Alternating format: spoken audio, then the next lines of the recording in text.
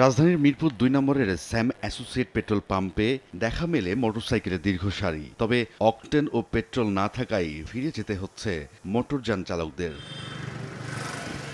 চালকদের কাছে জানতে চাইলে বলেন, অকটেন ও পেট্রোল দেয়া বন্ধ রেখেছে কর্তৃপক্ষ। আগে থেকে তেলের বিষয়টি না জানাই অন্যান্যদের মতো এক বাবা তার সন্তানকে স্কুলের সামনে রেখে বাইকে তেল নিতে এসে পড়েছেন বিপাকে। আমার কাছে হাফ লিটার তেল নাই। আমি আমার মেয়ে স্কুলে দিয়ে আমি এখানে স্কুলে দাঁড়ায় রেখে আমি তেল নিতে আসছি। এখন এখানে বলতেছে তেল নাই। এখানে অকটেল পেট্রোল কিছুই পাওয়া যাচ্ছে না। আমি 2টা পাম্প খুঁজেছি, আপনার যে সাগুপ্তা এখানে একটা ছিল, আর আপনি এখানে একটা দেখেছি, এখানেও নাই। হয় পেট্রোল থাকে না, না হলে অকটেন থাকে না, যে কোনো একটা। ভাই পেট্রোল শেষ হয়ে অকটেন নেন, এমন হয়, কিন্তু দুটোটাই তার একসাথে শেষ হয় না।